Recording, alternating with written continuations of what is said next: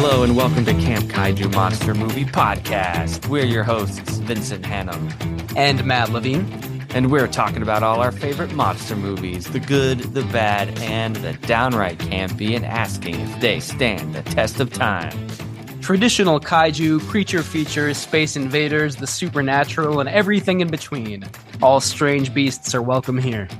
Camp Kaiju is sponsored by Zack, Linder, and the Zack Pack, powered by Coldwell Banker Realty, your source for real estate, home rehab, fixing and flipping for investor clients and residential buyers. Reach out to the Zack Pack today for real estate services, follow the Zack Pack on social media, and contact the Zack Pack for investment opportunities.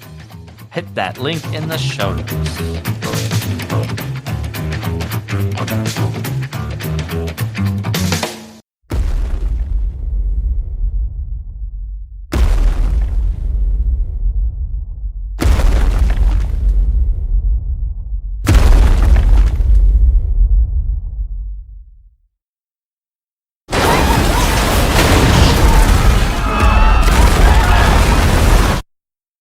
Godzilla -1.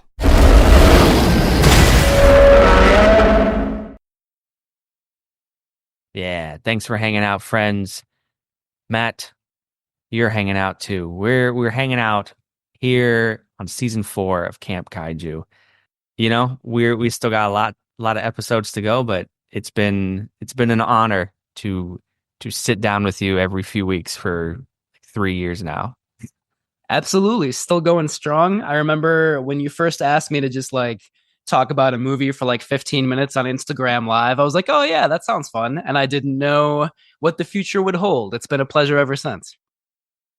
Absolutely. And, you know, listeners, you're part of that too. And me and Matt, we're going to talk about season 5 plans here in a little bit, but we want to thank you all for listening week in, week out. Please rate and review Camp Kaiju wherever you listen to this show. No offense if you want to just hit pause and stop listening to me so you can hit 4 or 5 stars for us. That'd be great. Only 5. 5 stars only is allowed. Okay, well, Matt's going to hold you to that. I rule with an iron fist. If stars aren't your system, you can just leave us comments. Please leave us comments at campkaiju@gmail.com, Facebook page, our Instagram. All those links are in the show notes. We love featuring your voice on this show and really building up that community. If you are even brave enough to leave a voicemail, that would be awesome. You could do that at 612-470-2612. Just tell us about your favorite monster movies, what you thought about Godzilla -1, God Told Me To, and who knows what else. So please check out our website for the what else at campkaijupodcast.com. We got a whole lot of stuff going on there every week. Yeah, so keeping the lights on for us here are our patrons, Jason, Chris, Sean, our anonymous patron, and Peggy. And folks, if you're not a part of our Patreon, take it into consideration. For as little as $5 a month, you can support me and Matt and all our guest hosts. And you all are paying for the Zoom and the post-production, and it really means a lot for keeping the quality of this show to the level it's at. So thank you. Thank you. Thank you. Thank you. Happy Thanksgiving to everybody. How many times can we say thank you in this episode? Yeah, that's the theme of the episode, giving thanks. Thanks to our patrons, thanks to monster movies, thanks to a lot of other things. It's that time of the year. Have you ever seen the movie Thanksgiving, which just came out a couple of years ago, maybe last year even? I can't remember when it came out. The horror movie. Did you say Fangsgiving? That's a great name, but I think it's just called Thanksgiving. The Eli Roth movie that came out a year or 2 ago. No. I'm just curious. I don't know if it's a monster movie, but it's definitely a very gory, violent slasher movie. And I've heard mixed things about it. I kind of want to see it. Okay. All right. Well, listeners, let us know. Yeah. Throwing it out there. Maybe I'll try to watch it before our next episode. Yeah. Speaking of holiday monster movies, though, we do have Gremlins coming up in December. A nice classic Christmas horror monster movie there. But before we talk about the future, let's talk about the past. Since last time we had Sean Pryor, the author of Kaiju Unleashed, on our show. Folks, please listen to that episode. Matt, that was a really fun conversation. It was a lot of fun. Sean is just like such a pleasure to talk to. He obviously loves kaiju movies, loves monster movies, and is very knowledgeable about them. Very, just fun to talk to. And his book, Kaiju Unleashed, is really beautiful. So much fun for anybody who loves monster movies. So it was a great talk and a very, very cool book for sure. Yep. So listeners, you can listen to that episode and check out links to hit the book in that episode's show notes. A bit of a downer since last time. We had a couple of monster movie actors pass away. First and foremost, Tony Todd, who starred in Candyman, passed away, and that was a loss to the horror movie community.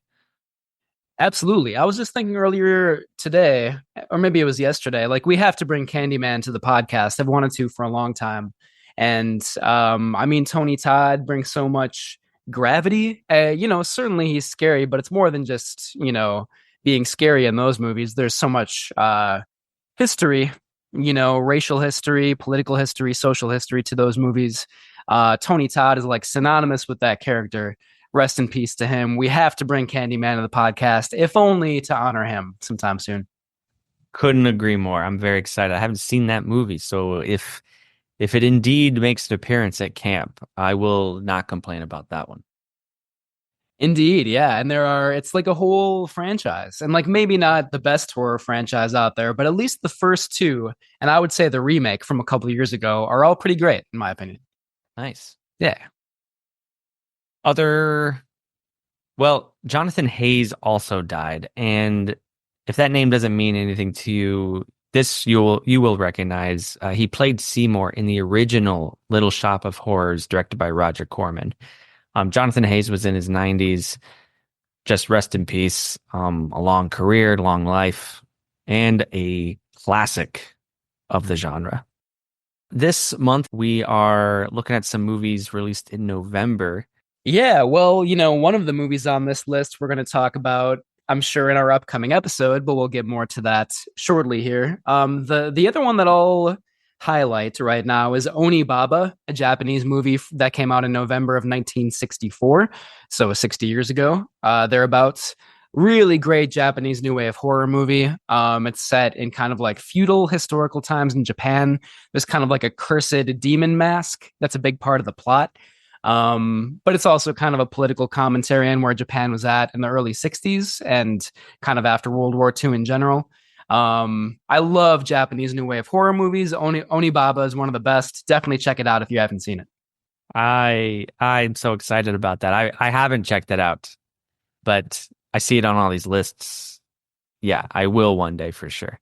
Classic by Kaneto Shindo, a really great Japanese horror director. That's amazing.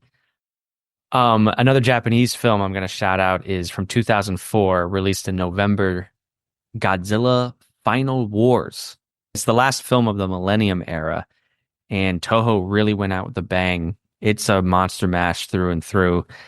It's really shot at a frenetic pace. The editing is like, an action movie from the 2000s. So it's like two. But there's martial arts, there's alien invaders. Almost every kaiju from the previous franchise history makes an appearance in the film. It's a lot, and it's a really cool movie. It sounds awesome. Yeah. I like the few Millennium era movies that I've seen, but I really have to explore them a lot more. So maybe that'll be the next one on my list. Would recommend. Awesome. Coming up in 2025, I did not know this, but 28 years later is coming out. I did not know that until right now, until I saw your show notes for tonight. That's exciting news. I like the first two movies in that series a lot, so I'm looking forward to it. And I think Cillian Murphy's even returning. Oh, good. Because I don't think he was in the second one, but he was great in the first one, of course. Do you know, is Danny Boyle going to direct it? Do you know? He might be, actually. I think they're getting the band back together. Awesome. Because now Cillian Murphy is an A-list actor more than ever. Totally, yeah. Yep, it looks like Danny Boyle is directing it. It does look like Cillian Murphy is in it and Aaron Taylor Johnson as well. Written by Alex. Oh, wait. Yeah, co-written with Alex Garland. All right, it sounds pretty cool. Sweet. The next one that's coming out, I couldn't believe this. There's talks of an Idle Hands remake. Idle Hands is a cult film from the 90s with Seth Green. It's a stoner comedy about one of them loses their hand, and the hand is possessed by the devil and goes on a killing spree. But Finn Wolfhard from Stranger Things is apparently really into producing a remake of this movie. Hmm. I sort of, the original is fun. I like it. I don't know if it's really like worthy of a remake, but we'll see. I mean, it's kind of a cool idea. Yeah, it's like, you wouldn't remake Casablanca. Why would you remake Idle Hands? Yeah, exactly. They're at the same level, pretty much, those two movies. You've been talking about how you want to like explore more killer hand movies on the podcast. It's an underrated genre, so I'm actually here for it, but we'll see. We'll see if it gets made. Yeah, an underrated genre with a lot of bad movies in it. Our next episode, we'll be bringing back guest star Frank Olson. All you Frankaholics out there will recognize Frank from previous episodes. He talked about Porco Rosso with us. Rodan several years ago. He joined us for that episode. So this time he'll be joining us to talk about Attack the Block, which I'm really excited about. That only came out maybe like 12 years ago, but I haven't seen it, and I feel like it's already become kind of like a monster movie classic in its own way. So really excited to have Frank on the podcast for that one. It's been too long. It's been too long for all us Frankaholics. I need my drink. And then a season 5 announcement / holiday party. It's been 2 years since our last holiday party.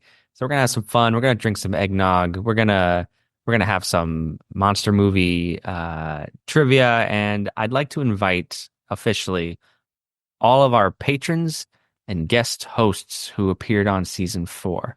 So if you're listening to this and that describes you, be on the lookout for an invite through Patreon and your emails. It should just be fun. Matt will announce what we're gonna talk about for the first 6 months of 2025. Yeah, I'm really excited for the next season, and it's always fun to like discover what you're bringing to the podcast because we never talk about it beforehand. So it's really exciting for me too to hear what you're going to bring to it. So it should be a lot of fun. Yeah. Now I gotta think. I know. Yeah, I have a long list in my head. What makes the cut? Well, speaking of Godzilla -1, we're going to talk about our personal histories with this film. We're going to get into the production history of the film. We're going to hear from Peter Lorre. We're going to have Naomi Osborn on the show later on, where she's going to hit us with some great trivia. And then we're going to talk about the themes and wrap up the show with our personal reviews and whether or not Godzilla -1 stands the test of time. Yeah, even though it only came out last year, it's already gained quite a reputation. So a lot to pick apart there. Yeah. Okay. Speaking of then, what's your history with this film? Well, I saw it in theaters when it came out about a year ago, in like November, I believe, of 2023. Very acclaimed. Like, there was a lot of like advanced buzz about it, so I was really excited about it. Saw it in theaters. I don't want to give away too many spoilers, but I can understand why it is so beloved already, and yet there's a slight feeling of disappointment for me around this movie. But that's all I'll say at this point. I did not get to see it last year. It came out the weekend of my daughter's birth. Mm. So I will always let her know that she kept me from seeing Godzilla -1 in the cinemas. That's an awesome story, though. I mean, like that's always going to be the story of her birth. It was Godzilla -1 weekend. It's probably better to say that it was the weekend of your daughter's birth and not Godzilla -1 weekend, but still auspicious timing there. I'll be Definitely. like, happy birthday. It's been X number of years since Godzilla minus one came out. Yeah, exactly. You'll give her a Godzilla -1 themed present every year for her birthday. Never forget. Yeah. But I did finally see Godzilla minus one just this past week. I know it came out to streaming over the summer. I just didn't get around to it. I've been building the suspense and I finally watched it. And, I don't think it's a spoiler to say that I also get what the hype is all about. And I will probably gush over this movie more than I ought to, but I can't help it. I Cool. All loved it. right. Nice. That's good to hear. It's been re-released in theaters several times since then. Like there was a black and white version in early 2024, and then I think it was just re-released a couple weeks ago in honor of the 70th anniversary of the original Godzilla. Yeah. So, this movie's out there. It's pretty easy to see. Yeah. Yeah. Okay. Select crew on this film.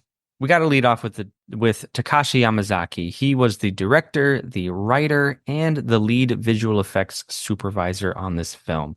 He has a bit of a pedigree. He's a leading figure in the Japanese film industry, and we're going to talk more about him in the production backstory.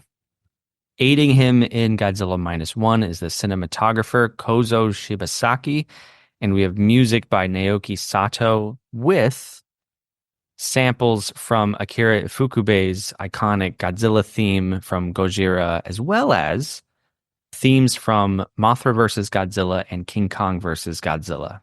So if you know your Ifukube, Godzilla minus one is a bit of a treat. You're gonna be like, "Oh, that's the Mothra theme," and it's nice. Best part of the movie, in my opinion. Yeah, yeah. Well, and I have to admit I don't know a lot about these actors, but we'll still go through the cast here real quick. We have Ryunosuke Kamiki as Koichi Shikishima, a former kamikaze pilot. I did read that he did a lot of voice acting for Hayao Miyazaki movies like Spirited Away and Howl's Moving Castle, so I might have heard his voice a long time ago. Godzilla minus one also stars Minami Hamabe as Noriko Oishi, Shikishima's girlfriend, although he never really calls her his girlfriend or wife or whatever. It's Yeah. relation. What is it? A situationship? I guess that's what it is. Um, the film also stars Yuki Yamada as Shiro Mizushima, a young crewman aboard the Shinsei Maru, which is the mine-sweeping boat that they go on to sweep mines after World War II. The film also stars Munetaka Aoki as Sosaku Tachibana, a former Navy Air Service mechanic. Hidetaka Yoshioka as Kenji Noda, a former naval weapons engineer. He has a really wonderful presence. I don't really recognize him from any other movies that I've seen, but he's great in this movie, I think. Mm-hmm. And then finally, we have Sakura Ando as Sumiko Ota, Shikishima's neighbor. I know that at the same time she was filming this movie, she did the movie Monster with Hirokazu Koreeda. I really love Koreeda's movies. I haven't actually seen Monster, but I did recognize Sakura Ando in this movie as well. But yeah, I know like several of those cast members have been in a lot of Japanese blockbusters and other kind of TV series and kaiju films, but I have to admit I'm not super familiar with them. I will say that I enjoyed the cast of this film. I found that the actors and the characters had a lot of chemistry, and it was the ensemble of this film actually made me think that out of all the Godzilla movies I've seen, these might be the best human characters. And maybe that's just me, but I found them funny and charming, and I feel like they just worked really well off each other. Yeah, agreed. Yeah, there are things I don't like about some of the characters, and like there are things I don't like about the dialogue, but I don't think that's due to the performers. I think the cast members all do a really, really good job. Sure. Yeah. All right.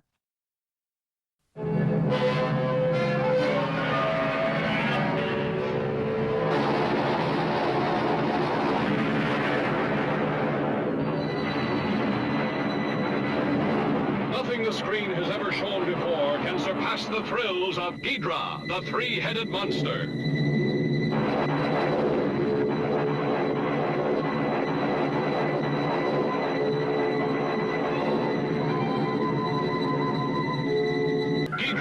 the three-headed monster, battles Godzilla, Mothra, and Rodan for mastery of the world. Men quake before the terror of their unleashed fury.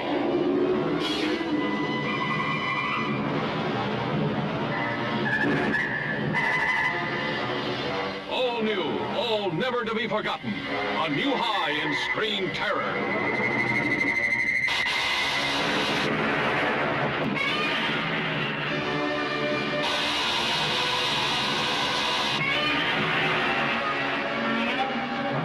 Ghidrah, the three-headed monster.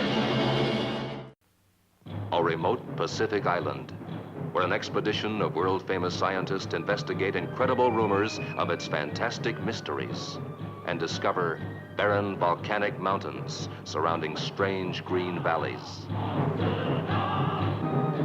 Mammoth caves that breed giant mutations. Vampire plants that devour humans. But most astounding of all, the tiniest women in all creation. Sacred beauties of a lost tribe which worships a monstrous creature.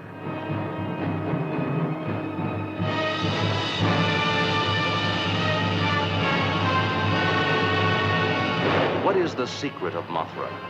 What is the bizarre spell that awakens Mothra as these doll-sized girls call to the super god from captivity?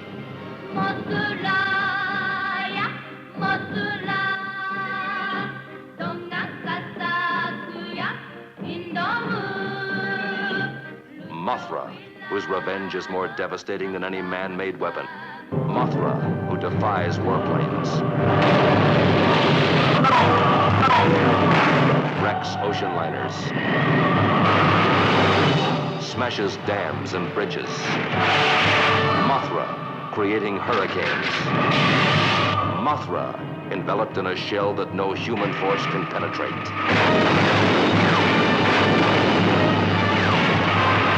Mothra, indestructible, all-powerful, indescribable. What kind of creature is this god monster, Mothra?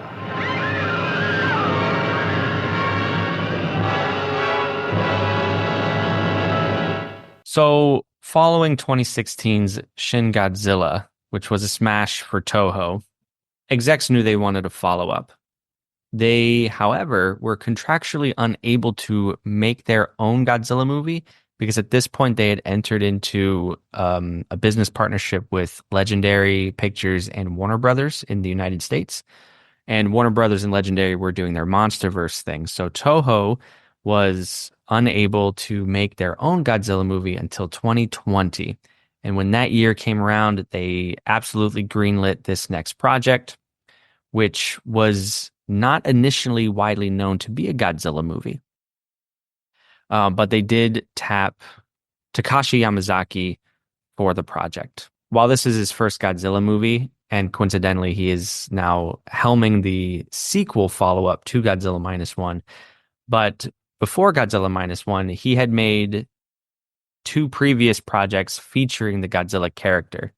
A 2007 movie called Always Sunset on 3rd Street 2, which has a dream sequence in which Godzilla appears.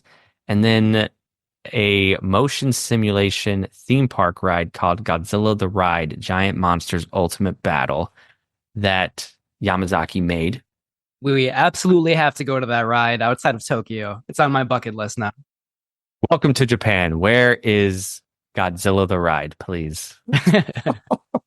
I wonder, well, maybe Naomi can tell us because she was in Tokyo recently, but I imagine they probably have more than one, but I could be wrong. I mean, also, like, probably licensing is very strict, so who knows? Yeah. Yeah. But this particular one, Godzilla the Ride, Giant Monsters Ultimate Battle, I mean, how can you resist that name? It sounds awesome. And the design of Godzilla in Godzilla Minus One is a variation on that Godzilla from that ride. Which I think is like based on like the kind of old Suitmation look, although it like obviously it looks different with like digital effects and everything, but I think that was kind of the inspiration, and you can kind of see it in Godzilla Minus One with like the lumbering sort of like bottom heavy look of the monster, you know. Mm-hmm. So yeah, I mean, if it's that way in the ride too, I'm sure that would be very, very cool to see. Yeah. So Yamazaki took 3 years to write the movie, beginning in 2019. It wasn't initially planned to take that long, but pre-production paused during COVID, and Yamazaki's screenplay was influenced by the lack of faith in the government's handling of the crisis. It also kind of led to a longer pre-production process, so he had a longer time to work on the screenplay. He always wanted to make the film a period piece. He did not want to invite contrasts with Shin Godzilla, the very popular 2016 movie, which is set in modern times. So that was something that Yamazaki wanted to do all along. He had made previous films set in post war Japan, including The Eternal Zero, which also involved a kamikaze pilot. So that's familiar subject matter for Yamazaki. And I know in the past he said things about how, I don't know how much we should hold him to his word, but he's kind of said like Godzilla movies, to pay homage to the original should be set in that kind of post-war era. So I think he's trying to tip his hat in that way as well. In 2022, the unspecified kaiju film that he was working on was revealed to be this Godzilla movie. A considerable influence on it was Godzilla, Mothra, King Ghidorah, Giant Monsters All Out Attack from 2001, which Vincent and I have talked about on the podcast recently. Yamazaki has said that is one of his favorite Godzilla films, and that one also involves Japan's reckoning with its role in World War II. The digital aspect of Godzilla, Yamazaki is quoted as saying, "It allowed for much more detail than was possible with any type of handcrafted version. So we were able to increase the resolution of the scales, for example, and make them feel really, really sharp and give it this aggressive texture. And in terms of the bottom half of Godzilla, we made it feel very heavy and dense in a way that made the viewer feel like this mountain and triangular silhouette was walking and moving through a space." I don't have a strong opinion either way on how I feel about Godzilla's movement in this movie. I feel like, and I'm just getting into a little bit of review here. Mhm. I like the idea of him being so lumbering as depicted in this film because it's like an animal this large would move that way, and there's a tremendous amount of power behind that.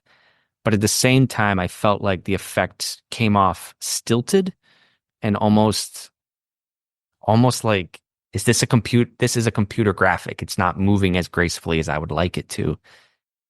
I can't really explain it, but there was something there that was a little off for me.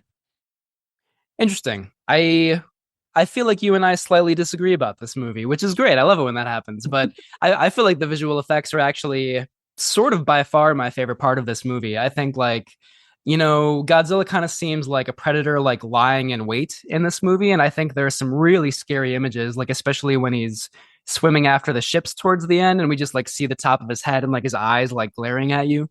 And I do like the kind of tribute to the Suitmation, like guy in a suit original look of the original Godzilla. And I also think that when Godzilla sort of like charges up his heat ray in this movie, and like we just see him like slowly kind of arch his back and like the fins start to light up. Those are my favorite parts of this movie pretty much. So I do understand what you're saying, but I'm okay with it. I think the design of Godzilla in this film is very effective.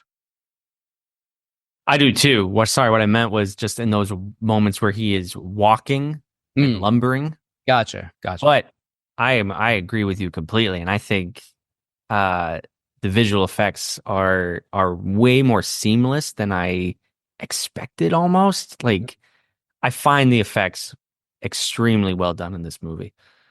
Yeah, and more so than in Shin Godzilla. I actually would say that I like the movie Shin Godzilla more than Godzilla Minus One, but some of the CGI in Shin Godzilla is like a little bit unconvincing. And you're right, like you use the word seamless. That's totally accurate to describe the visual effects in Godzilla Minus One. Yeah.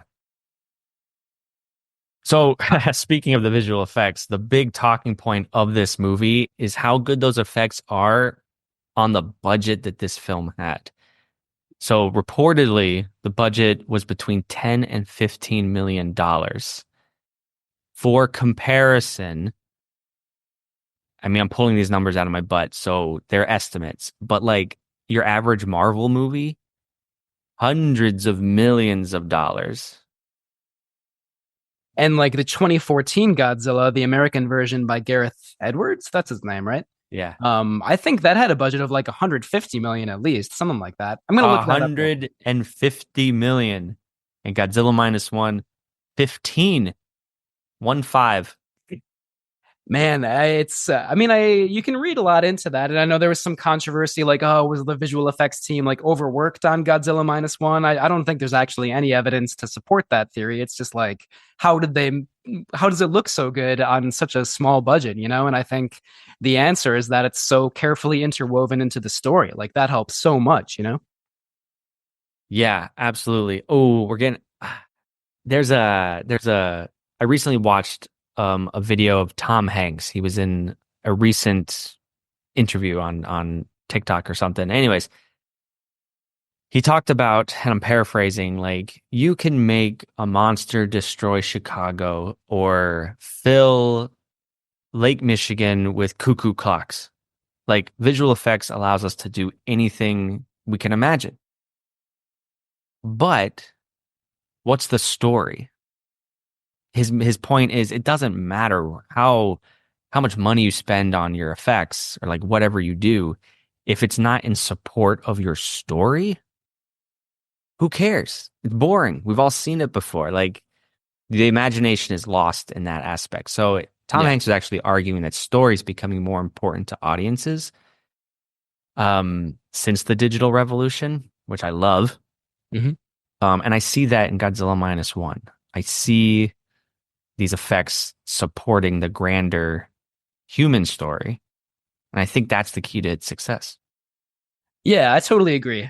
In my opinion, the movie with the best visual effects of all time is Jurassic Park, which is from the early 90s before CGI really got all that advanced. And it's for that reason, you know, like the effects are so like carefully interwoven in the story. It's mostly about the story and the characters and the setting and all that. That's why it still works so well 30 years later, you know? Story, people.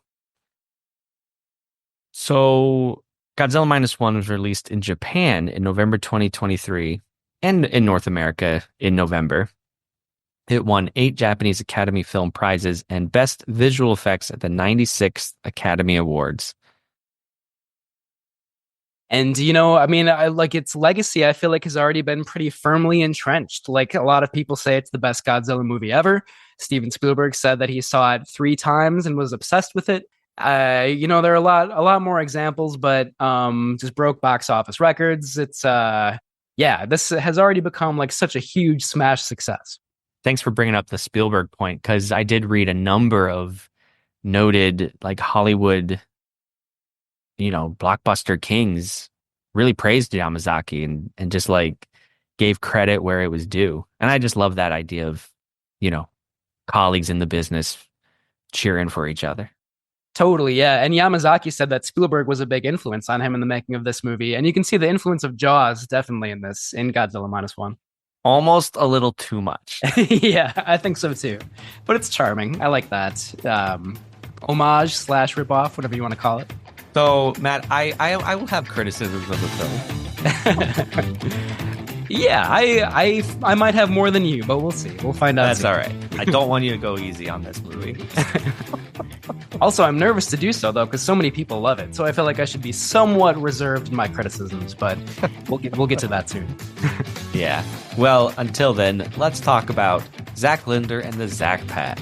Camp Kaiju is sponsored by them, and they are powered by Coldwell Banker Realty, your source for real estate, home rehab, fixing and flipping for investor clients and residential buyers. Reach out to the Zack Pack today for real estate services. Follow the Zack Pack on social media and contact the Zack Pack for investment opportunities. Links in the show notes. Now, Minya's Mailbox is brought to you by Patreon. Become a patron and your comments are tops. Well, I have one here from a patron, Sean, on Instagram. I posted on our story, I posted a question. What's your history with Godzilla minus one?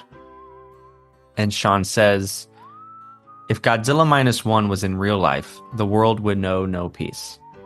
Okay.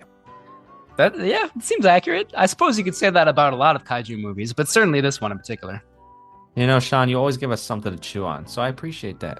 come to our holiday party, please, Sean. We'd love to have you and hype up your own podcast. So thanks for the support.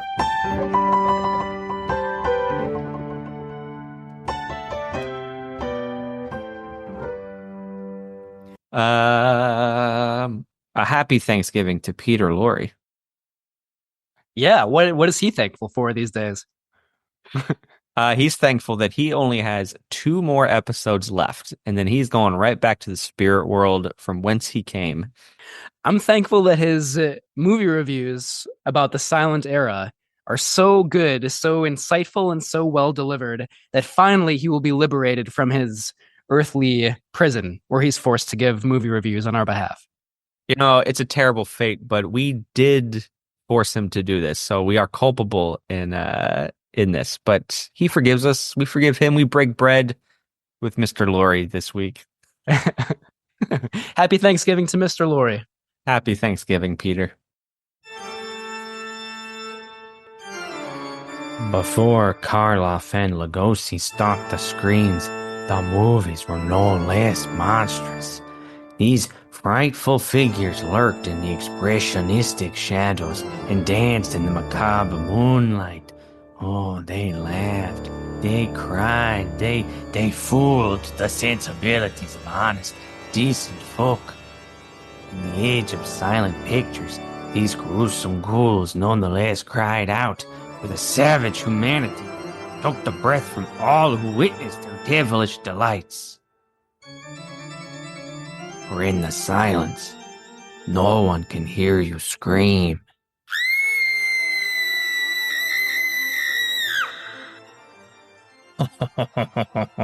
Oh, Pierre, that is a funny joke. No, you are right, my little furry friend. He does sound like that. Oh, I had no idea you were such a gifted impressionist and jokester. Perhaps you would like to take the lead on this week's segment? No, I know it is my sworn obligation. I want to let you know that you could do it if you so chose. Perhaps after I return to my beloved box in the ground, Matthew and Vincent will recognize you for the supreme audio talent that you are. Yes, Pierre. Yes, embrace your inner podcaster. Show the bastards on the outside what you are made of. By all means, the microphone beckons and the floor is yours.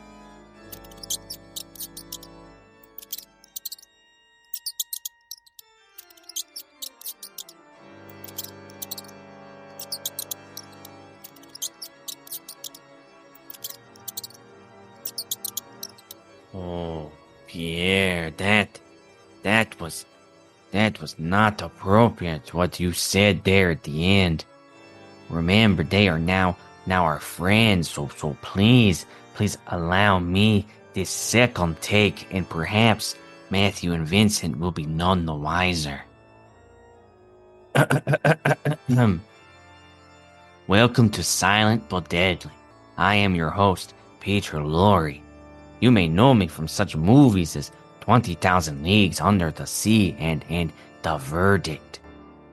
This week, I bring you the 1923 Universal monster movie, The Hunchback of Notre Dame, starring Hollywood legend Lon Chaney, known as the Man of 1,000 Faces, for his prowess with makeup and physical transformations. Now, this movie is based on the 1831 novel by Victor Hugo, and it tells an interwoven story of love, loneliness, and mad jealousy. Chaney stars as the titular hunchback named Quasimodo. Chaney's makeup for Quasimodo has become legendary in its own right, with the prosthetic hump and the milky white eye and the toothless grin and the physical contortions remaining incredible sights to behold. The movie truly established Chaney as a star and is credited with being the first monster movie in the renowned canon of Universal horrors. The trade publication Harrison's reported after the release of the movie that The Hunchback of Notre Dame is a 2-hour nightmare. It's murderous, hideous, and repulsive.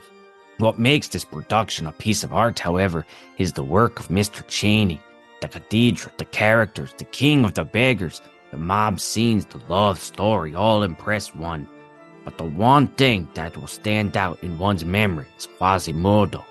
Mr. Cheney's work will live in the memory when all else has faded away. The Hunchback of Notre Dame is an accomplishment of which any producer should feel proud. This hapless podcasting movie critic happens to agree. Next time on Silent but Deadly, we will revisit one more Lon Chaney picture, a weird crime thriller directed by Todd Browning called The Unholy Three. And sweet unholy Moses, Pierre, put down that awful weapon. My goodness gracious, where did you ever get such a large cleaver? No, Pierre, I did not mean to insult you before. You just need to practice a little. No, do not come any closer.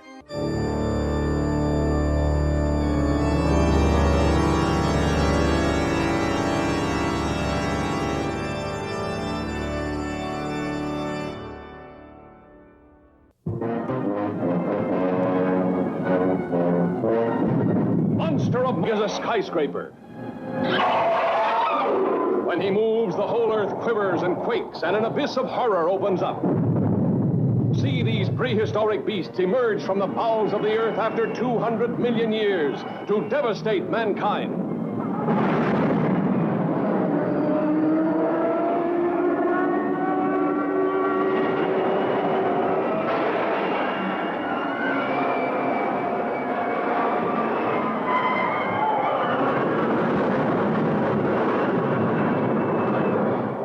Supersonic jets cannot catch him.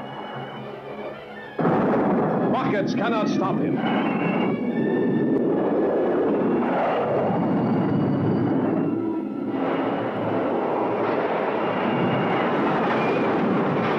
Armored tanks are helpless before him.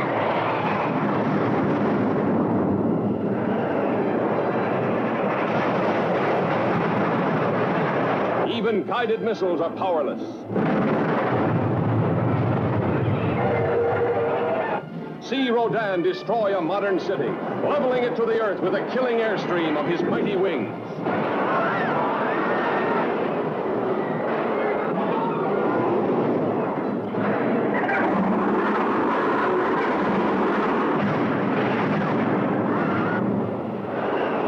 Nothing can stop him. Nothing escapes this monstrous beast of evil.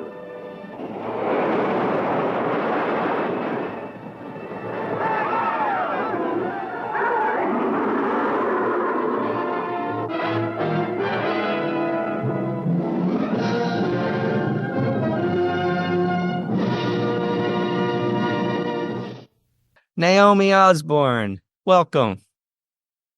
How are you guys? Pretty good. How are you? Good, good. I just got off of an airplane, but I'm doing well. I was in Las Vegas for work over the weekend, so. Wow. Well, And you were in New York before that, right? yes. Also for work and play. In a lot of October, I was in New York for first New York Comic Con, and then I stayed a week after for Brooklyn Horror Film Festival, Whoa. which was super fun. Yeah. Being in a place like that, it just would be it'd be hard not to just be doing something every single night, you know? Like there's Hmm. just so many good screenings and so many cool theaters and events, and I even got to play some horror trivia, which was super fun because I never get to play. So that was really, really fun. Nice. That's awesome. Sounds busy but exciting. Yeah, it sure was. It absolutely was. And I definitely thought of you guys and this episode coming up because when I was at New York Comic Con, I was able to go to a panel with Takashi Yamazaki that was called Godzilla versus New York Comic Con 70 Years of the King of the Monsters. So, like, it just worked out so wonderfully to be able to sit there and just, like, soak it up and hear from the man himself, like at a Yeah. panel. It was so cool. What was he like? What was the atmosphere? He was really friendly and really humble, had a great sense of humor. The panel was absolutely packed. It was the only one I went to that had like people standing. There wasn't even enough chairs for the amount of people that wanted to go, and it was just him and a translator. And it was a mixture of, kind of just clips that honor the heritage of Godzilla, some questions that I think were already kind of pre-prepared, and then he even gave time for people to ask their own questions about the film. But he was just super gracious and had a lot of good things to say. He was really funny. He talked about his cat a lot and how that really influenced the look of Godzilla. And then when we left, he gave everybody a poster that he designed that was for the theatrical re-release on November 1st. So, but it was just really cool, little memento from it. Wow. And I was just so happy to be there. Yeah. Yeah. That's incredible. You're living the dream. You're going to Japan, you're seeing Godzilla. You're going to New York, and you're seeing Godzilla. That's amazing. I feel like Vincent and I have to do a much better job of like touring and like going to these conventions and everything because you're getting all the inside intel, you know? Yeah, no, I thought about you would have gotten more out of it even than I did. I was just so happy to be there, but having gone to Japan twice this year and going to that panel, I just felt kind of like uniquely equipped and excited for this for writing this question and talking to you guys about it. Oh, can't wait to hear it. Before we get into that, what are your thoughts on Godzilla minus one?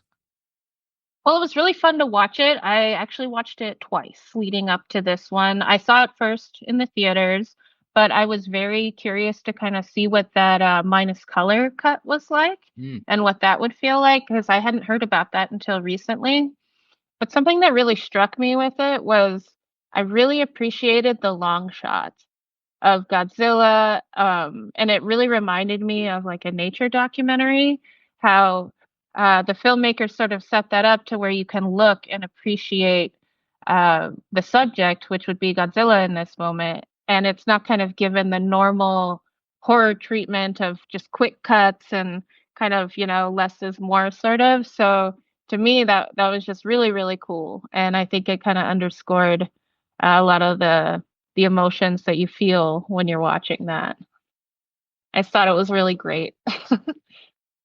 Agreed. Yeah, for sure. Yeah, I'm excited to see kind of how this felt, how much it resonated with people, even just kind of everyday non-nerds, non-kaiju people, and see, what happens in the future and how a franchise like this that is 7 decades old can get this kind of like breath of fresh air. And, even my mom liked this movie, that kind of thing. I just thought it was really great in that way. Something I liked about that he talked about was, so often on film sets, people have their kind of lanes that they stick in. And he's just so talented, as a director, a writer, like the effects. Like he just considers it all to be part of the same thing. Like it's all filmmaking, he said. And I just thought that was so cool. And, he said that it gives him like more appreciation for what other people do too. Cause he would look at a script and be like, what kind of writer would expect, an effects person to pull this off? Like, ha ha ha, that was him, like, so he just kind of can see all sides of that process. It's pretty cool. The more movies I watch, the more I appreciate those who truly understand like the craft of it. It's just like not everyone can do that. And not everyone can do that at that level. So No, absolutely. To win an Oscar and to just be that creative and that talented, like is kind of unbelievable. It's so cool. And you can tell like he just radiates that he loves what he does, and it's really neat to see that. And the vibe was very joyful, and it was just honestly such a pleasure to see people watching that and enjoying him talk. And um it was just so cool. I really enjoyed it. And hearing a Japanese perspective on it too was also very interesting. He talked about how he feels that there's almost, let's see, there's a quote, there's a concept in Japan called Tatari Gami, which means spirits that bring calamity. So they're good gods and bad gods. And Godzilla, he's half monster, but he's also kind of half of a god. And I think that that's somewhat interesting because he's somewhat like a force of nature in that regard. And it's definitely a sort of Japanese point of view that some gods are malevolent and, not all of them are good. And I thought that that was interesting because I never really thought about that. I always just kind of thought about him as, a dinosaur or something that was affected by, something man made. But to think about a sort of like spirituality to him makes him even more scary and more of a force. Yeah. I love that aspect too. And the original Godzilla, you know, you're hearing the locals on this island, Odo Island, talk about their god, their sea god, Gojira. So that element's in there too. Yeah, I love thinking about the geographic, like just having been in Japan and been in Okinawa and knowing what a big aspect the Pacific Ocean plays in every aspect of their culture and life, and just seeing like that, knowing that that's like where Godzilla came from, and he's seen as somewhat of a force, like a natural force of sorts, much like a tsunami or a hurricane would be. I thought that was really interesting and really cool. I think we kind of see that in Godzilla -1 when he does kind of die at the end, although he's not, permanently dead. The end implies, but like, after he's blown up, after his head is blown up, basically, like all the like military men like salute him, and they're probably saluting Koichi a little bit as well. But I just thought that was a really really good touch. Yeah, absolutely. I agree. And just thinking about the regenerative nature or aspect of nature too, we see what is her name? Noriko with that mark on her neck. And it's basically been confirmed that that is like an effect of like G cells, which implies regeneration, not just for Godzilla the creature, but for the next film. So I think that'll be really cool to see, or at least that was, I think, my interp of it. That's really interesting. I did catch that moment. The camera lingered on this mark. Yeah. And now that might be why Matt, she survives this blast. Yeah, Vincent and I were just talking about that, and it's a moment that doesn't totally work for me, but if it sets up like a storyline for future sequels or future installments, then I'll forgive it in the long run, even if I think it's kind of a little manipulative in this movie, but it does seem to like foreshadow things to come. But I just didn't make that connection at all. So maybe I We missed shall something. see. No, I don't think so. I think a lot of people didn't, and they just saw like this was a wounded woman. She had bandages, we're all just kind of dealing with the shock that she's actually alive. Like we had all kind of made peace with that and have that grief. And but I think it's leaving the door open, for these, the G cells. G cells. I'd love to see Mothra in Yamazaki's world, or if he revisited a standalone Rodan movie. Naomi, have you seen the original Rodan? Yes, I have seen it. I think that that would be really, really cool. I agree. He did mention which one he would like to see redone. Because somebody asked him, there, like I said, a lot of people were coming up with their own questions, and one of them was that. Let me just look. Oh yeah, question. If you can remake or see any previous Godzilla movie be remade, which would it be and why? Yamazaki-san says Godzilla versus Hedorah.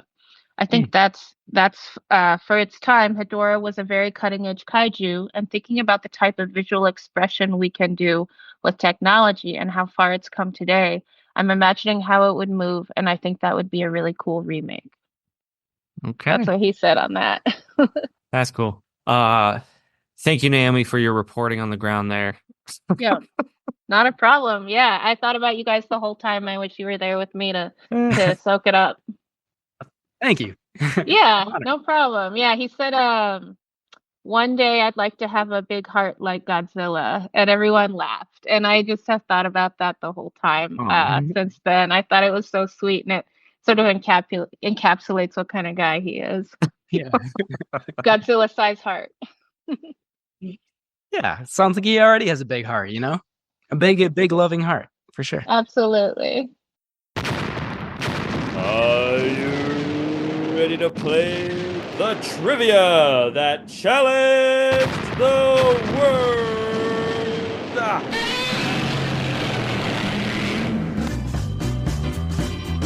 Let's get down to business. What kind of trivia do you have for us this week? All right. So, without giving anything away, I just want to say that the main criticism that I read about this film is kind of what inspired the question. So here we go. In Godzilla -1, Godzilla appears in only 9% of the film's total runtime. This translates to 6 minutes less than its predecessor, Shin Godzilla, and 2 minutes more than the original Godzilla. How many total minutes does Godzilla appear in Godzilla -1? So I'll read that again for you guys. I know there's a lot of numbers in there. But let me read it again. Yeah. You'll have to watch again and just keep a close eye. So let me read that again for everybody. In Godzilla -1, Godzilla appears in only 9% of the film's total runtime. This translates to 6 minutes less than its predecessor, Shin Godzilla, and 2 minutes more than the original Godzilla. How many total minutes does Godzilla appear in Godzilla -1? That's the question. I love a math question. It's great. Unexpected. Yeah. And I'm not even a math person really, but I thought it'd be kind of fun. Maybe some people are more numbers oriented, or, you know, were dissatisfied with the amount of time Godzilla got on the screen and could kind of start their research in that from that standpoint. Or just rewatch the film and see which scenes he's in and go from there. I love that. Yeah, thank you. Yeah, no problem. We'll see you next time for the trivia that challenged the world. Listeners, you can drop your answers in the comment section here on the podcast, or you can do so on Instagram, on YouTube, on our email. However you want to get it to us, you can call the Kaiju hotline. That will enter you into the hat twice. But either way, if you comment, you're entered into the drawing for some free merchandise from our store at campkaiju.threadless.com. You guys have some great shirts. I've got the one, like that navy blue one I wore in Japan with the kind of like windy vampire kind of look to it. Yeah. It's awesome. It's a conversation starter. I've gotten some good remarks on my Camp Kaiju shirts as well, especially the Godzilla at the campfire, which I think was the one that started it all, the first shirt of them all. Yeah, they're great shirts. Definitely catch people's eyes sometimes. Yeah, absolutely. It's really fun to talk about. I'll pass that on to our designer. He's a friend of mine, so he'll be happy to hear that. Oh, very cool. Very cool. Maybe a trivia night's in store for us. Yeah, that'd be great. You know, it's the first Monday of every single month. So at Indeed Brewery, people can DM me on Instagram to find out about it, or find out about it from Indeed themselves, or hit up the Film Friends movie trivia page on Facebook to stay up on it. But yeah, first Monday of every single month at Indeed Brewery, starting at 7:30. And it's always really fun, very varied. My new format kind of has guest co-hosts coming in because I really just want to share different tastes and perspectives outside my own. But yeah, you guys should do a spot sometime. I think it'd be really fun to have it could be about kaijus, or it could be just about whatever. I think you guys have great taste. It'd be fun to show that off to my trivia community. That'd be a lot of fun. I would love to. Yeah. Cool. Vincent and I will have to, discuss in greater detail at some point. Uh-huh. Yeah, that'd Uh-huh. be super fun. I think that'd be really, really fun. I usually have one person that does, 2 rounds or 3 rounds, but maybe you guys could each do a round, or I don't know. We'll talk about it. See, Yeah. that'd be really fun. I will include the link to your Facebook page in the show notes so listeners can find the info there. But Naomi, this was a pleasure as always. Yeah, absolutely. I mean, I'm just happy to meet really cool people in the community, and it's a true honor. It's good. You guys have a lovely night. See ya. You too. You too. Bye-bye. Thanks. Okay, bye. Bye. Out of the polluted waters it came, to become the most fearful menace that ever threatened mankind. Feeding, growing ever more deadly on Smog. Only one force dared stand up to its overpowering evil. Godzilla! Godzilla versus the Smog monster.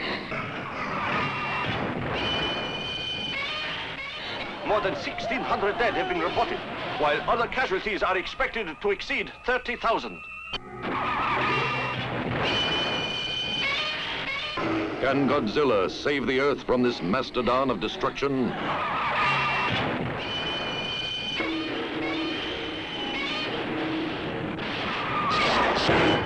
Godzilla versus the Smog monster. Rated G. You want to talk first about what you pulled from this movie? I definitely think the foremost theme is the sacrifice that nations ask their citizens to do for the sake of war. The main character, he is a kamikaze pilot and during World War II. The film starts when he sort of pretends to crash land, although there's actually nothing wrong with his plane, on a small island. He just doesn't want to take part in this kamikaze mission, which is understandable. Who wants to willingly die in an act of war? I don't think really anybody wants to. Even very nationalistic people, very patriotic people, killing yourself on behalf of your nation is a big price to pay, obviously. So yeah, Koichi does not want to do that, but then he's shamed for that. At the beginning of the film, he also, encounters Godzilla along with a bunch of other mechanics on this island. The head mechanic asks Koichi to shoot down Godzilla using the gun on his plane, and Koichi kind of freezes up and can't do it. So the theme of fear, of panic, of maybe being a pacifist in the face of all this war and violence and cruelty, and then the shame that comes from that certainly is a huge theme in this film, and that's kind of the character arc of Koichi. By the end, he's willing to, I'm not saying that he actually does do this, but he's willing to sacrifice himself in order to save Japan and maybe the world and take down Godzilla. Yeah, it's there are only so few themes, I feel like, right? You learn this in English class, and the more books you read and the more movies you watch, and it's just like, yeah, we talk about the same things over and over again. Love, war, nuclear radiation. But in this movie, I found fear and life, like the desire to live, a theme I have not encountered very often. And I found it surprisingly effective in like you say, in the beginning, he's a kamikaze pilot, and their sole mission is to die for their country. But Japan's military at this time was rooted in such a fanatic duty and honor. Honor is the word I was looking for. It's like, the samurai legacy is still rooted in their military. So when Koichi even comes back, and every time he's found out he was a kamikaze pilot, he gets a lot of grief for this from the citizenry. And you're just like, man, this guy, he chose what we view as the sane choice, and he just can't catch a break.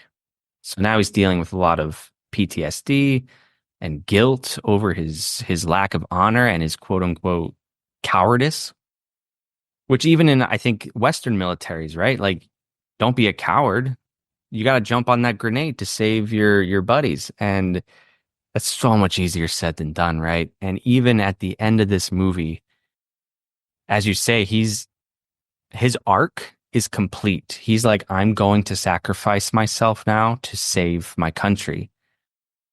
And on the surface, it's that alone is satisfying. You're like, okay, you're now the hero. And I'm going to spoil it.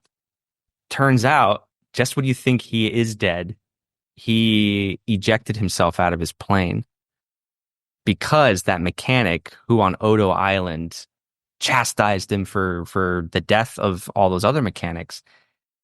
Even that mechanic, in the end decided, you know what, it's better to live and to survive. And he outfitted that jet with an ejector seat. So now this simple trajectory of coward to hero becomes complicated with the fact that no, to live is the courageous act. And how do you get a country and your comrades to see that living is in itself the act of bravery? And it's just, again, easier said than done, which makes it to me such a complex, fascinating theme. I like your description of it. I feel like one of the reasons I thought maybe that theme didn't work all that well for me is because I thought it kind of took the easy way out a little bit, like you think that it is this story of a man who is unable to sacrifice himself and then is willing to do so.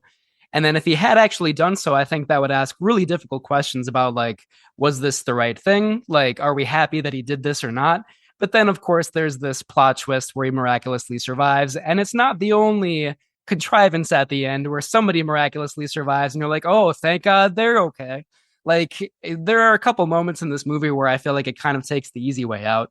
But to hear you describe it, maybe it does complicate it. Maybe it does say, I mean, it definitely does say like living is the right thing to do. Like, so I'm kind of rethinking my initial criticism of that. I do still feel like the plot contrivances don't totally work for me. Like, I feel like the audience is being jerked around a little bit.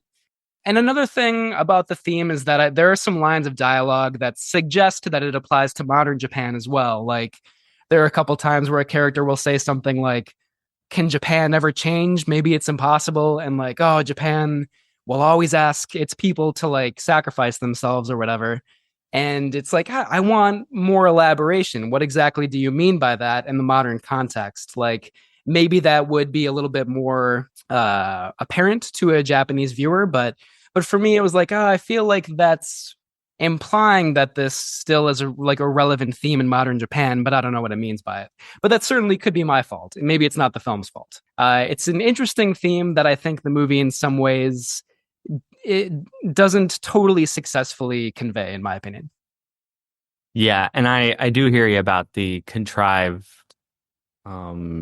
miracles. Yeah. Especially what's her name? Surviving essentially an atomic blast. Right. Yeah, I mean, there's a lot of melodrama in this movie. Maybe not totally a bad thing, but it doesn't always work for me. Well, that's what I was going to say. I mean, and this is, again, a beautiful contrast between you and I. The melodrama worked for me in this movie. And even though those unexpected survivals, I think Koichi's survival subverts a theme. So I'm really good with that. But you're right. I think his partner's survival is a tad further into the realm of incredulousness. Mm-hmm. Be that as it may, at that point in the film, I feel like they've earned it. It's the heroes are alive and Godzilla is defeated, and so Yeah, you're right. I mean, this isn't the kind of movie where they're going to have a totally bleak ending where like all the characters die. Like, yeah. But 9 times out of 10, I'm with you. And I would rather us not have a happy ending, quote unquote, and let's sit in the uncomfortable pain that is life. But I don't know. This time I was like, I feel like they've earned it. I'm okay with it. Yeah, it's definitely crowd pleasing for sure. This final mission will decide the fate of the human race. This is Operation Final War.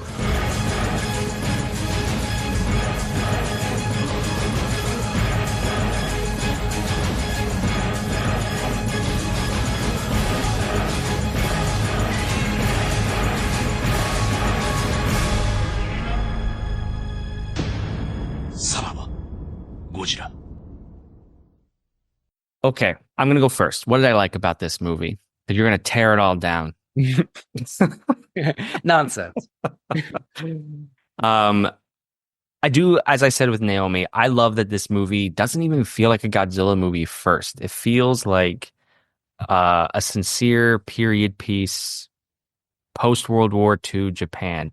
Not only do I love 1940s period pieces, but I have never seen a movie from the Japanese point of view after the war ended.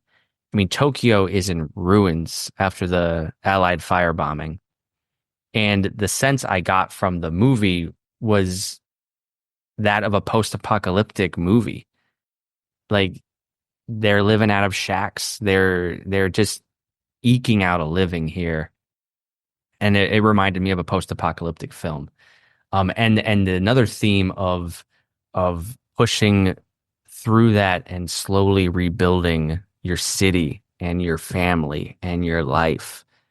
And it was a touch sentimental, but that was the reality after the war ended. Like people literally had to start from ground zero. And so I did like that aspect a lot.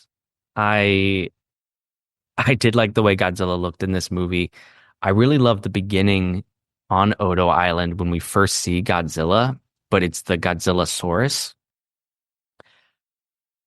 The way that monster makes its appearance is scary. And I don't care that it was very Jurassic Park. It was frightening the way it was shot. And it reminded me of Godzilla versus King Ghidorah when you had the 1940s flashbacks to the Godzillasaurus. And I was like, yes, that's what I love. I love World War II Godzilla movies. Totally. Yeah. I was thinking of Godzilla versus King Ghidorah too, which is one of my favorites that we've talked about so far. I'd be a little bit nervous if he remade that just because I love it so much. But no, I thought about that movie too. I think World War II and kind of like harkening back to the 1954 original, like it just brings back that sense of like nostalgia and also like thematic depth and just like a sort of serious real world context, you know? Mm-hmm. I didn't mean to interject. Are you done with your good category? Yeah, I'm done. Okay. So yeah, totally agree with everything you said. With like the themes, you know, one thing we didn't talk about is that the Godzillasaurus is, of course, affected by American nuclear bomb testing, and that's what makes it grow in size and have this like radioactive superpower. So still that theme from the original of, you know, the American military meddling in Japan's affairs with like hugely disastrous consequences is still here in Godzilla minus one. And then there's the theme too that the United States doesn't really want to help because then it's going to be like misconstrued by the Soviet Union. Like, why are they like, you know, hanging around Japan? So like America is just like, we're not going to help. You deal with it in Godzilla minus one. So I like that thematic aspect of it too. You know, even if some of the themes of sacrifice and guilt and shame aren't totally effective to me, I'm happy they're here in this movie. Like it has things to say, it has character depth, and I obviously appreciate that. Like I said before, the visual effects I think are really fantastic, and the attack on Ginza in this movie might be my favorite urban destruction scene in any kaiju movie I've ever seen. Like there are some that are like kind of campy and cheesy and fun. There's one that's set in like a version of New York City. I think it's from one of the Gamera movies. Does that sound familiar? I can't remember the movie now. Well, Mothra was New Kirk City. That's what, yeah, Mothra. That's the one I'm thinking of. Like that's a really fun scene, but in terms of just like scope and destruction and intensity, I think the attack on Ginza in Godzilla minus one probably is my favorite. Just like Godzilla, I won't use any profanity, but just like going to town, you know what I mean? Like that moment is incredible in this movie, and there are a lot of things I like, but the last thing I'll say is like whenever you hear Akira Ifukube's score, like kind of come out of nowhere, or the first time you hear it, it comes out of nowhere because it's a good like 45 minutes into the movie, I would say. It is just amazing for kaiju fans to like see Godzilla and hear that score. It never gets old. It's a really incredible moment. That's awesome. And as I like that they call it a heat ray in this movie instead of the atomic breath. But either way, when Godzilla lets loose and it's a full-blown atom bomb, that's chilling. I was like, oh my God, I've never seen it like this before. Yeah, it's a really convincing effect, and of like obviously just the subtext of what the Japanese people went through just a couple years earlier in like the context of this movie. Yeah, I mean it's intense, it's sad, it's like traumatic. It brings all those themes together very powerfully. Um, what I didn't like about this movie, and even there's very few. I'm stretching here. I admit that. So I'll leave the hardball criticisms to you. There was one moment that took me out of the film. Noriko's on a train when Godzilla attacks, and Godzilla rips into this train and lifts the train car with Noriko in it. And Noriko is like hanging from a bar, suspended over the water. And in that moment, that was a moment where I thought, okay, yes, we can do these effects. Like Tom Hanks said, we can do anything we want. But I'm borderline not believing this moment. It seems too action-y.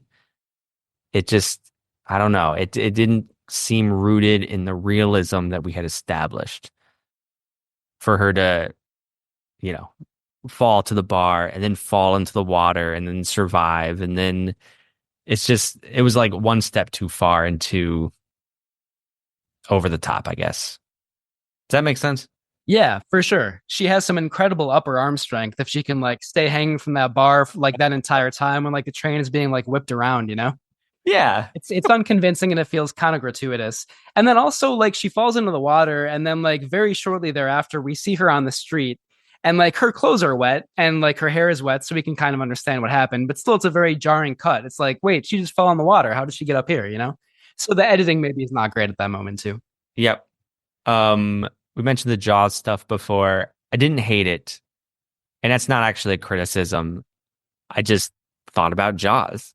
And I was like, I don't know. I don't want to be thinking about Jaws in this moment, but damn, it looks really good though. And it's really effective. And it's just as scary as when the shark is after Quint and the gang. So it's fine. But yeah, A little derivative at times, maybe a little. Yeah. Yeah, for sure. Yeah. All right. What do you got? So I really, overall, I do like this movie, but I don't love it as much as many, many other people seem to. And I think like the main thing for me, at times this comes dangerously close to like a Godzilla version of like Oscar bait, which I know is weird to say because it is the only Godzilla movie that actually won an Oscar, but it's for visual effects. But what I mean for that is it's kind of like a prestige movie or like a message movie that Godzilla happens to be in. And when I say Oscar bait or a prestige movie, I think of like the bad ones like Crash or Green Book, where like, the themes are just laid out very obviously on the surface, where there's even dialogue that's like, this is the theme of the movie. Like, like all the stuff about like the war's not over for me yet. I like literally rolled my eyes every time they said that in this movie. Mm-hmm. And I think the reason it seems kind of like prestige or Oscar baity or messagey, like I think again it's like the contrivance and the melodrama. You feel kind of jerked around as an audience member a little bit, like not only with Koichi ejecting at the last moment and surviving, and then Noriko somehow surviving, and if that does become a plot point later in the franchise, then then I get it. But it's not only those things, it's also like the adorable orphaned girl. It's like, like Koichi's not the only sort of underdog hero who comes in to save the day at the last minute. There's also like the kid, as they call him on the minesweeping boat, who like they tell him like, oh, you're too young, you can't fight with us. And of course, he and all these like tugboat captains like come in at the last moment to like bring Godzilla back up to the surface. And like I didn't buy a lot of it. Like it's well made in the sense that like there are check boxes for like at the end of Act 1 we're going to have this moment, and then in Act 2 we're going to have this moment, and it's like, yep, saw all of that coming, and that's exactly what happened. So I just feel like it's like in an attempt to be like a little bit more serious and profound, I feel like it loses some of the imagination and like excitement of like my favorite kaiju movies. And I kind of miss that a little bit, I also think that like visually, this doesn't look all that great. The visual effects do, but like the cinematography is kind of like muddy and flat. I know part of that might be the sort of like post-apocalyptic vibe that you were talking about, but there aren't really very many moments in this movie where I looked at the screen and I was like, this looks amazing, you know? And like many of the older Godzilla and Kaiju movies, like Mothra, Ghidorah, the three-headed monster, even the original Godzilla, they're just so beautiful. And this one feels to me kind of just like unspectacular visually a lot of the time, which is weird because like it should be spectacular. It's a giant monster, you know? So um yeah, so I know I said I wasn't going to be too scathing, and maybe that sounded a little bit scathing. Yeah, it's like kind of like a middle brow movie in some ways, but like it's a very good one, very well made. I just don't love it as much as a lot of other people do. You know what's the funny thing is though, like I don't disagree with any of that. The tugboats at the end, I did roll my eyes a little bit because it's a Deus Ex Machina, right? And I'm like, okay. But there's something about it that just worked for me. So that just comes down to a matter of taste, right? Yeah. But I do 100% agree with those check boxes that you're talking about. Yeah, and I like a good like crowd pleasing adventure. There's nothing wrong with like you like laughs and like tugging at the heartstrings and everything. But in this movie, it feels a little bit like uneven because you have those moments, but then you also have like deep themes of PTSD and sacrifice, and like it doesn't always mesh very well for me in this movie. On that note, then, was there anything campy to you? Yeah, yeah. Again, it's like the moment when like the kid and all the tugboat captains come in, and then I think like the older guy, the another guy on the minesweeping boat, I forget the character's name, but he even has a line of dialogue that's like, "Attaboy, go get him," or something like that. It's like, do we really need that? Come on. It kind of reminded me of like in Independence Day when Randy Quaid's like drunken drug, or what is it? Like crop dusting pilot like saves the day or whatever, you know? It's like that all over again a little bit. So, Oh, I totally thought that too when Koichi goes flying right into Godzilla's mouth. yep. Yep. So like, and Yamazaki, he's upfront about all of the influences, right? Jaws, other Godzilla movies, and it's there. At least he owns up to it. But Yeah. but I have criticized other movies for being copycats of other films. So I get it. Yeah, that's fair. Yeah, it's some of them are campy fun, some of them are like campy eye roll. I don't know if you need this, you know? Right, right. I found this movie to actually have more humor than I thought it would Mhm. in the dialogue. There's a lot of dry humor in this movie, which is like I love that kind of humor too.